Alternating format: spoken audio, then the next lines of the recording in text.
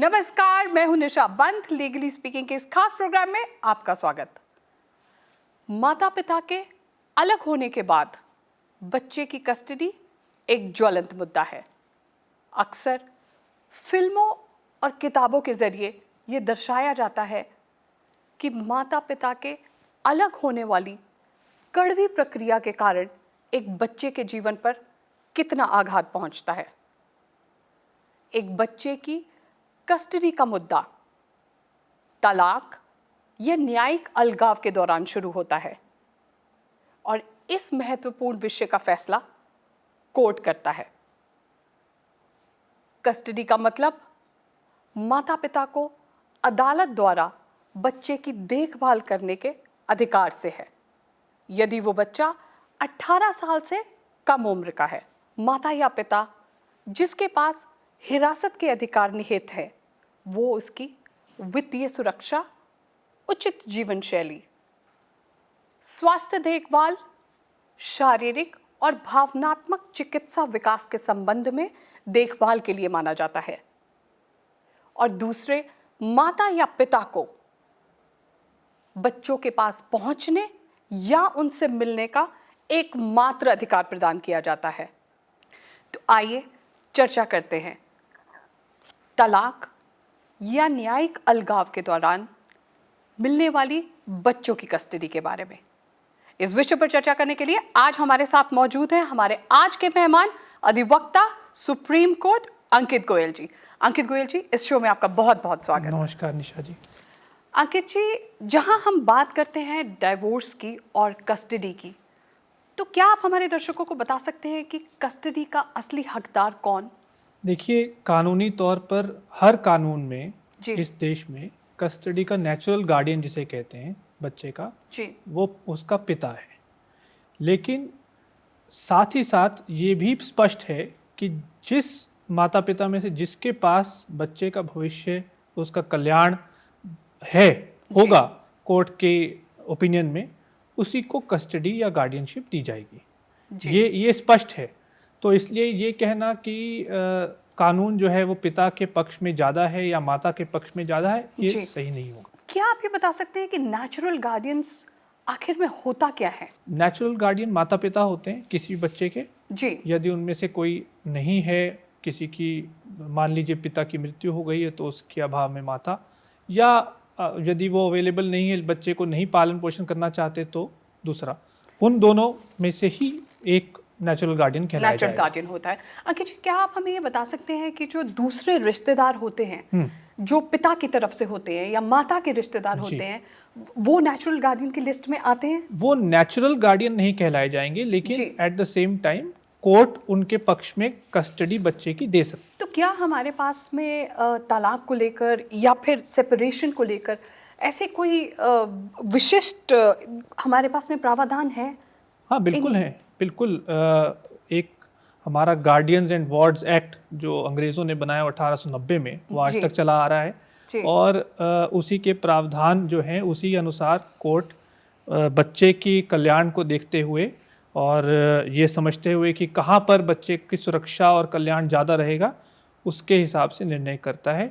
उसमें दिए गए कुछ प्रावधान हैं कि यदि पैरामाउंट कंसिडरेशन वाला जो प्रिंसिपल है, डॉक्ट्रिन है, वो कोर्ट अप्लाई करता है, क्योंकि गार्डियंस एंड वार्ड्स एक्ट में ये प्रावधान आया पहली बार। उसके बाद जो हर कम्युनिटी का, हर रिलीजन का अपना कानून है, पर्सनल लॉ जिसे कहते हैं। Hindu minority and guardianship act 1956 है, इस्लामिक लॉ है, क्रिश्चियन लॉ है, पारसी लॉ है, इस तरह से बाकी लॉज भी हैं। गोयल जी, जैसे कि आपने बात करी गार्डियनशिप एंड वार्ड एक्ट के बारे में, तो क्या हम सभी लोग गार्डियनशिप और वार्ड एक्ट से ही गवर्न है कि या कोई और एक्ट भी है, कोई और प्रावधान भी है जो अप्लाई करता है? ये आपने बहुत अच्छा सवाल पूछा। Guardians and wards act secular law की परिभाषा में आएगा जी। वो बगैर देखे कि कौन रिलीजन फॉलो कर रहा है, वो सब पे ही अप्लाई करेगा जी। उसके अलावा जो पर्सनल लॉ है उस माता पिता का या बच्चे का,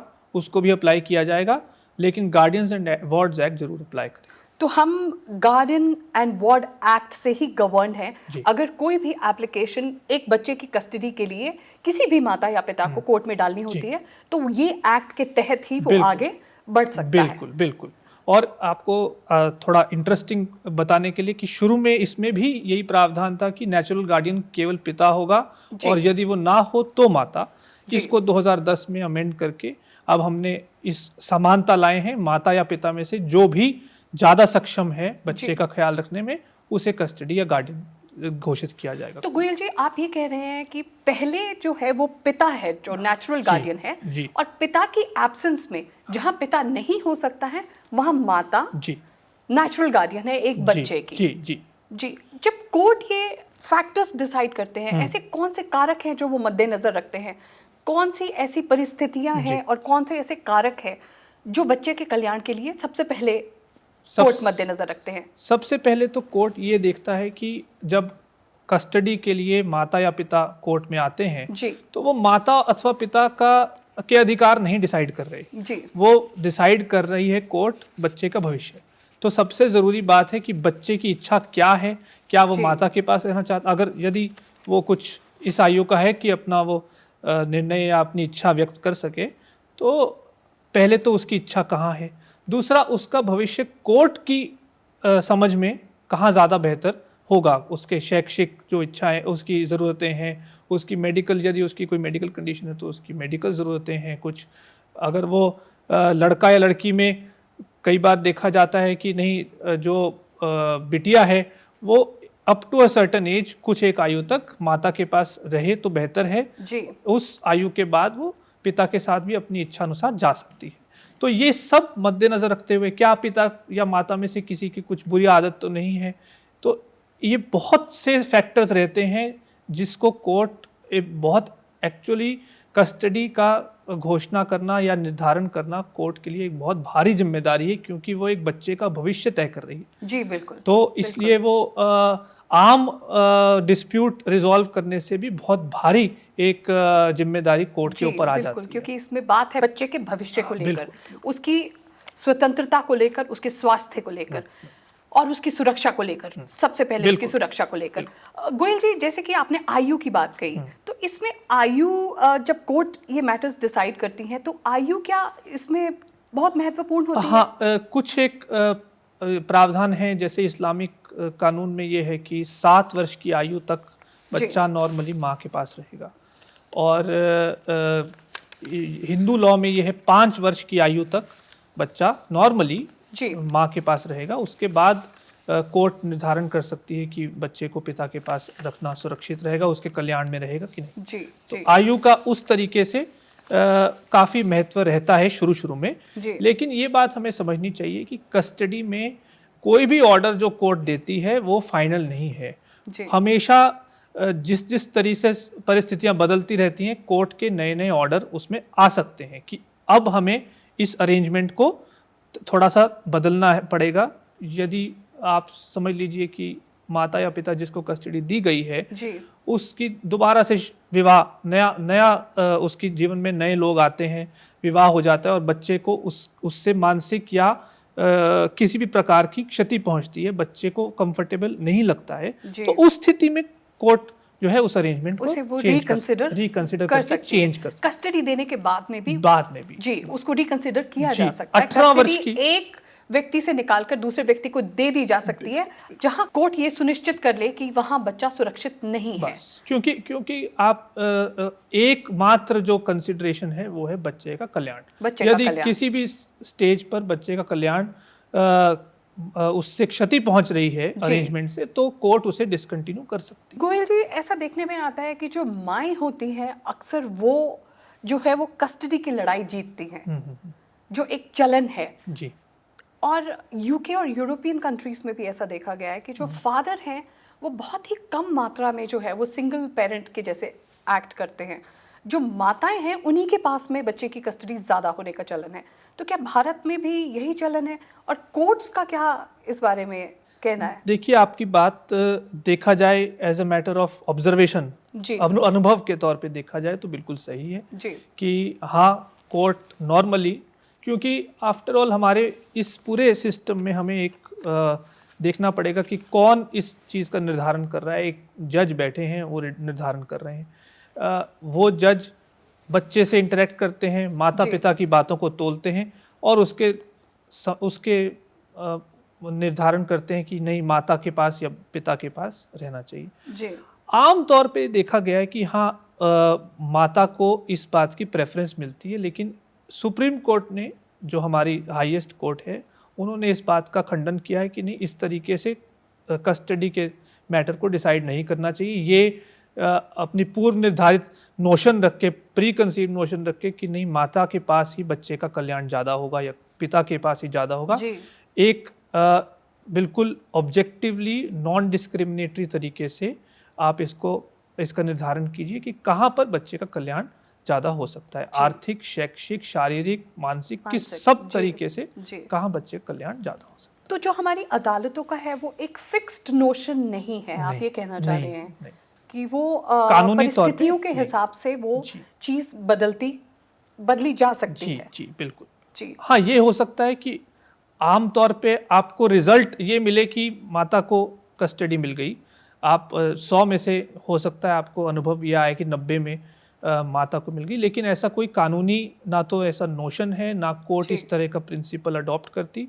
ये it's just a matter of coincidence कि ऐसा it's a matter of coincidence. आप ये कहना चाह रहे हैं कि ये चलन नहीं है? चलन नहीं है, ये चलन नहीं है, और ना ही ये अदालतों की सोच है। नहीं, सोच नहीं है। और सोच यदि हो भी तो ऊपर की अदालत उसको सेट असाइड कर देगी, उसको नहीं मानेगी। लीगली ये सही अप्रोच नहीं है। जी, जो बच्चे की सुरक्षा है वो सर्वोपरि है। जी गोयल जी, जैसे कि हमारे संविधान हमें अधिकार देते हैं, मौलिक अधिकारों के रूप में हमें समानता के बारे में हमारा संविधान बात करता है, पर क्या ये जहाँ बात आती है बच्चे की हिरासत की, बाल हिरासत की, जहाँ हम कस्टडी के बारे में बात करते हैं, तो क्या यहाँ पर लैंगिक असमानता नहीं है? देखिए, है भी और नहीं भी।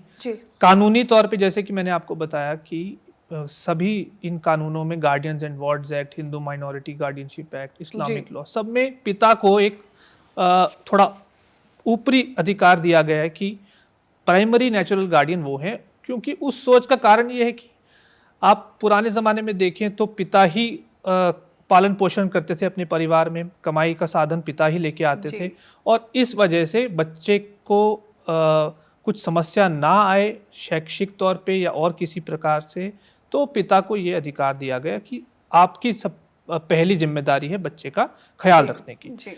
लेकिन जैसे जैसे समय बदलता गया और समाज में भी कुछ बदलाव आए, आप ये देख सकते हैं अब महिलाओं का जो है, महिलाएं पुरुषों के साथ एकदम कंधे से कंधा मिलाकर आगे बढ़ रही हैं। जी, आपने बहुत अच्छी बात कही कि परिस्थितियां बदल चुकी हैं, समय में बहुत बदलाव आ चुका है, महिलाएं अब गृहिणी तक नहीं सीमित रह गई हैं, कंधे से कंधा मिलाकर पुरुषों के साथ में आगे बढ़ रही हैं।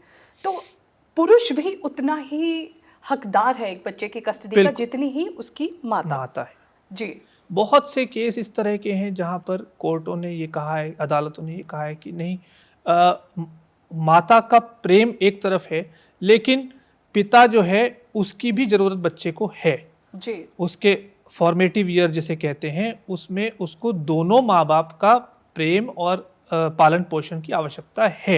ऐसा कोर्टों ने, अब तो नया चलन ये है, क्योंकि अब हम देख रहे हैं आधुनिक टेक्नोलॉजी अवेलेबल है, तो जो विजिटेशन राइट भी हैं वो इस तरह के हैं, कॉन्टैक्ट राइट जिसे कहते हैं, कि आप वीडियो कॉल पर हर रोज जिस माता या पिता में से जिसके पास बच्चा फिजिकली नहीं भी है, बच्चे से संपर्क बनाए रखें जी, हर रोज 1 घंटा या हर हफ्ते में 1 घंटा, इस तरीके से कोर्ट के जो अब ऑर्डर, नए कस्टडी ऑर्डर आ रहे हैं, वो इस प्रकार के भी आ रहे हैं। गोयल जी, जैसे कि आपने अभी बात कहा कि एक ट्रेडिशनल सोच है, क्योंकि जो फादर्स हैं, पिता हैं, जो वो वित्तीय सुरक्षा देने में वो पहले बहुत ही महत्वपूर्ण योगदान जो उनका होता था, पर आजकल महिलाएं भी उतना ही वित्तीय योगदान जो है वो अपने बच्चे के लिए कर सकती हैं, दे सकती हैं।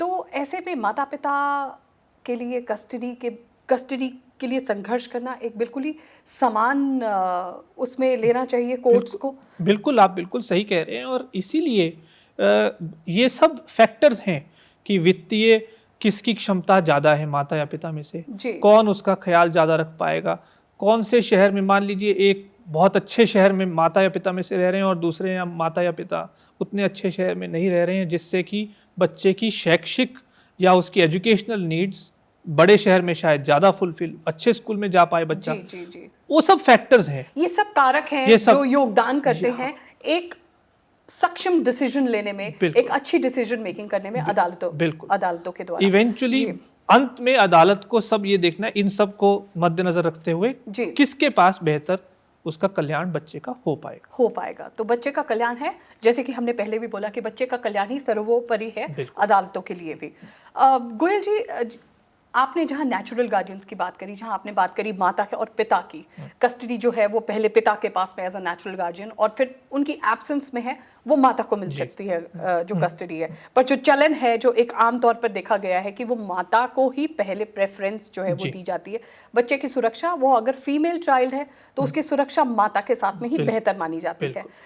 तो अगर जहाँ ऐसे केसेस हों, ऐसी परिस्थितियां हों जहाँ पर माता या पिता दोनों ही एब्सेंट हो या वो सक्षम नहीं है बच्चे का ध्यान रखने में, तो ऐसे कौन से रिश्तेदार हैं जो आगे आकर कस्टडी क्लेम कर सकते हैं? नहीं, देखिए, आमतौर पर जो चाचा चाची, मामा मामी, या आप ये समझ लीजिए दादा दादी, नाना नानी, जी बिल्कुल, ये सब रिश्तेदार ये क्लोज फैमिली में गिने जाएंगे। जी जी, तो ये पॉसिबल है। और कई बार इस तरह से होता है कि फैमिली फ्रेंड हैं, बहुत घनिष्ठ संबंध है उनके साथ, तो बच्चा उनके साथ बहुत कंफर्टेबल है, माता पिता उसका बच्चे का पालन पोषण करने में समर्थ नहीं है, तो उनको भी कस्टडी, ऐसा कोई हार्ड एंड फास्ट रूल नहीं है कि इस डिग्री तक के रिश्तेदार को दिया जाना चाहिए, उसके बियॉन्ड नहीं, ऐसा कुछ नहीं। कई बार ऐसा भी देखा गया है कि माता पिता दोनों हैं तो भी वो जीवित हैं, सक्षम भी हैं, आर्थिक रूप से शायद सक्षम नहीं है या शारीरिक रूप से सक्षम नहीं है, तो दादा या दादी या नाना नानी को भी दिया जा सकता है। क्योंकि आप ये समझिए कस्टडी जो है वो 18 वर्ष की उम्र तक का ही एक सब निर्णय करना है कोर्ट को, और या अगर लड़की है तो जब तक उनका विवाह ना हो जाए। गोयल जी, जहाँ बात हम करते हैं बच्चे की, आपने जैसे बात कही कि रिश्तेदार भी जो हैं वो भी कस्टडी के हकदार हो सकते हैं, जहाँ माता या पिता में से कोई सक्षम किसी भी तौर पर नहीं है, तो अडॉप्शन में और कस्टडी में क्या फ़र्क रह जाता है वहाँ, जहाँ बात आती है रिश्तेदारों की कस्टडी? देखिए, अडॉप्शन जो है उसमें सब सक्सेशन लॉज भी अट्रैक्ट हो जाएंगे जी। मतलब आपका इनहेरिटेंस के बाद, मृत्यु के बाद प्रॉपर्टी की इनहेरिटेंस पे भी उस बच्चे के अधिकार आ जाएंगे अडॉप्शन करने से। जी। लेकिन कस्टडी एक तरह से एक अरेंजमेंट है कि माता पिता तो वही रहेंगे जी, लेकिन पालन पोषण और उनका संरक्षा करने के लिए बच्चे की कुछ समय 18 वर्ष की या कुछ विवाह तक का जिम्मेदारी किसी और को सौंप दी जाती जी।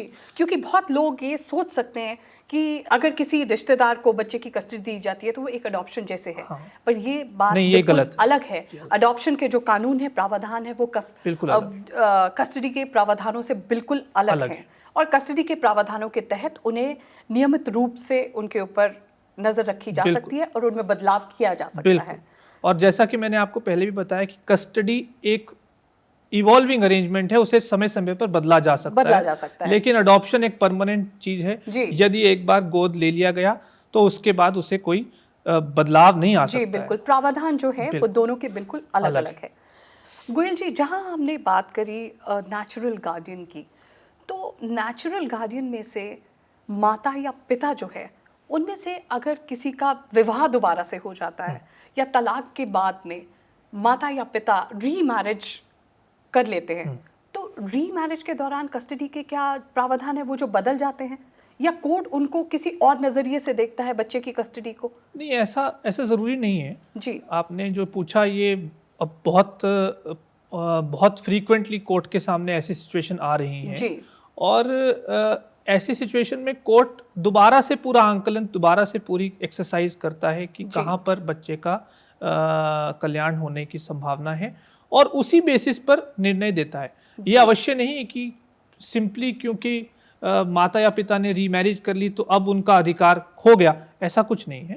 उनका अधिकार वहीं का वहीं है। हाँ, ये हो सकता है कि जो उनके नए पार्टनर हैं या जो उनके नए हस्बैंड या वाइफ हैं, क्या पता उनमें कुछ बुरी आदत हो जिससे बच्चे की सुरक्षा पर असर हो, कुछ दुष्प्रभाव आने की संभावना हो, तो वो भी एक पूरे हमारे उसी फॉर्मूला में फिट होता है, आंकलन किया उसका जाएगा आंकलन कोर्ट के द्वारा। पूरा जी, जैसे कि सुप्रीम कोर्ट ने 2004 में कुमार वी जहांगीरदार केस में एक ऑब्जर्वेशन दी थी कि बच्चे की जो सुरक्षा है वो जो पैरामाउंट है, जिसके बारे में हम बार बार बात करते आ रहे हैं। क्या आप हमारे दर्शकों को वो जजमेंट के बारे में बताना चाहेंगे? बिल्कुल, उसमें हाई कोर्ट ने जो बिटिया थी उनकी कस्टडी माता को दी थी जी। और हालांकि हाई कोर्ट ने, फैमिली कोर्ट ने, आप कहना चाहते हैं कि फैमिली कोर्ट ने जो दी थी? हाँ जी, उन्होंने माता के फेवर में की, हाई कोर्ट ने उसको पिता के पक्ष में कर दिया और सुप्रीम कोर्ट ने पिता का पक्ष ना लेते हुए ये कहा कि क्योंकि बिटिया है और उसकी अभी उम्र इस तरह की है कि उनको अपनी माता के पास रहना ज़्यादा उचित रहेगा कुछ समय एटलीस्ट, तो इसलिए उन्होंने उस जो निचली कोर्ट के आदेश को खंडित करते हुए ये कहा कि माता के पास रहना उचित है क्योंकि पिता के परिवार में कोई महिला सदस्य ना होने के कारण से बिटिया के ग्रोथ पर और उसके मानसिक और शारीरिक डेवलपमेंट पर एक नकारात्मक असर आ सकता है। तो ये गोयल जी, जैसे कि बात जहां इस केस के बारे में, अगर हम पर्टिकुलरली इस केस के बारे में बात करते हैं, तो सुप्रीम कोर्ट ने ये इसको बहुत मद्देनजर रखते हुए ये फैसला उन्होंने दिया है, क्योंकि वहां जो बच्ची थी जिसकी कस्टडी के लिए बात करी गई थी, तो वो एक लड़की थी, एक फीमेल चाइल्ड था। तो क्या आपको लगता है कि ये ऑब्जर्वेशन, ये रूल्स, ये सब चेंज हो जाते हैं जहां बात आती है एक मेल चाइल्ड और फीमेल चाइल्ड की? नहीं, ये पर एक वही बात, आंकलन जब कोर्ट अदालत कर रही है तो ये भी एक फैक्टर है कि बच्चे की आयु क्या है, बच्चा लड़का है लड़की है, किसके प्रति उनकी अटैचमेंट ज्यादा है, माता या पिता के प्रति, तो ये और किसके पास उन्होंने अभी तक ज्यादा समय बिताया है। तो इन सब चीजों के कारण से ये भी एक डिसाइडिंग फैक्टर नहीं है, लेकिन हाँ आंकलन करते समय माता और पिता के साथ में बच्चे की सुरक्षा कितनी हो सकती है। जी बिल्कुल, जी, ये भी जो कारक है ये बहुत ही महत्वपूर्ण कारक है। बच्चे की सुरक्षा जो है वो बच्चे के कल्याण में नेचुरली सबसे इम्पोर्टेंट चीज है कि सब अगर बच्चा सुरक्षित होगा तभी उसका कल्याण हो सकता है। जी बिल्कुल बिल्कुल। और एक नए माता पिता का मिलना, उसके लिए सुनिश्चित करना कि जो वो नई जगह जा रहा है वो उसके लिए सुरक्षित है। और एक गर्ल चाइल्ड और एक मेल चाइल्ड में, इसमें भी बहुत ही डिफरेंस रहेगा, जहाँ कोर्ट अपनी कस्टडी के बारे में जब अपनी जजमेंट देंगे कि एक लड़की अगर वो कहीं जा रही है नए माता या नए पिता के साथ में रहने के लिए, उसकी सुरक्षा कितनी महत्वपूर्ण है वहाँ पर। बिल्कुल, ये बहुत महत्वपूर्ण है और इनफैक्ट हमारे कानून में ये स्पेसिफिक प्रावधान है कि यदि जो आवेदक माता या पिता में से जो आवेदक है, यदि उसमें कुछ बुरी आदत है, कुछ उसका रिकॉर्ड साफ नहीं है, तो उसे कस्टडी साफ मना उसी ग्राउंड पे की जा सकती है। जी, उसे कस्टडी के लिए मना किया जा सकता है। गोयल जी, आज के लिए मेरा आखिरी सवाल आपसे कि जहां कस्टडी माता या पिता को दे दी जाती है और एक विजिटेशन राइट्स है, किसी एक पेरेंट को दे दिए जाते हैं और उनका ब्रीच होता है, कोर्ट के ऑर्डर्स का ब्रीच होता है, ऐसी परिस्थितियों में दूसरे पेरेंट को, माता या पिता को क्या करना चाहिए? देखिए, एक तो यही बहुत आसान तरीका तो ये है, जिस कोर्ट ने ये अरेंजमेंट बनाया है उसी कोर्ट में जाकर कंप्लेंट की जाए, एक एप्लीकेशन दी जाए। जी। नहीं तो कंटेम्प्ट की पावर हाई कोर्ट और सुप्रीम कोर्ट के पास है। जी बिल्कुल। तो ये लिया जा सकता है और बहुत एक्सट्रीम केसेस में आजकल देखा जा रहा है कुछ समय से कि हेबियस कॉर्पस की पिटीशन भी, क्योंकि हमारे जो संवैधानिक कोर्ट्स हैं, हाई कोर्ट और सुप्रीम कोर्ट, इनके पास आर्टिकल 226 और 32 में हिबियस कॉर्पस की रिट इशू करने की भी पावर है। जी, ये रिट के थ्रू कोर्ट उसका संज्ञान ले सकती है। जी, तो ये रिट डाल के और कंटेम्प्ट डाल के जो ब्रीच हुई है, बिल्कुल उसको, या जो अरेंजमेंट है उसको इम्प्लीमेंट कराने की ये सब तरीका जा सकता है। जी गोयल जी, आप हमारे साथ हमारे स्टूडियो में आए, आपने हमसे अपना एक्सपीरियंस शेयर किया, इसके लिए बहुत बहुत शुक्रिया। धन्यवाद। तो ये थी हमारी आज की खास पेशकश, हमारे आज के मेहमान अधिवक्ता सुप्रीम कोर्ट अंकित गोयल जी के साथ। तलाक के दौरान बच्चे की कस्टडी एक भावुक संघर्ष हो सकता है और हमारी न्यायपालिकाओं के लिए ये तय करना मुश्किल हो सकता है कि आखिर बच्चा रहे किसके पास। संघर्ष से निपटने के लिए या उसे कम करने के लिए कोई विशिष्ट दिशा नियम बनाना थोड़ा मुश्किल हो सकता है, लेकिन हमारी अदालतों ने ये बार बार दिखाया है कि बच्चों के लिए एक स्वस्थ वातावरण उनके लिए कितना संवेदनशील मुद्दा है। बच्चों के साथ अदालत के अधिकारियों की नियमित बातचीत और गैर सरकारी संगठनों की मदद एक बेहतर निर्णय लेने के लिए सजग तरीका है। जैसे कि मैंने पहले भी अपने शो में बार बार ये कहा है कि बच्चे हमारे देश का भविष्य हैं और ये हमारा कर्तव्य है कि हम अपना कोई भी निर्णय उनके विकास को मद्देनजर में रखते हुए लें। तो इसीलिए जिम्मेदार बने, सजग रहें। इस सप्ताह के लिए मैं निशा बंत लेती हूँ आपसे इजाज़त। फिर मिलेंगे अगले सप्ताह आज ही के दिन इसी समय इसी चैनल पर एक नए मेहमान और एक नए कानूनी मुद्दे के साथ। तब तक के लिए दीजिए इजाज़त। नमस्कार।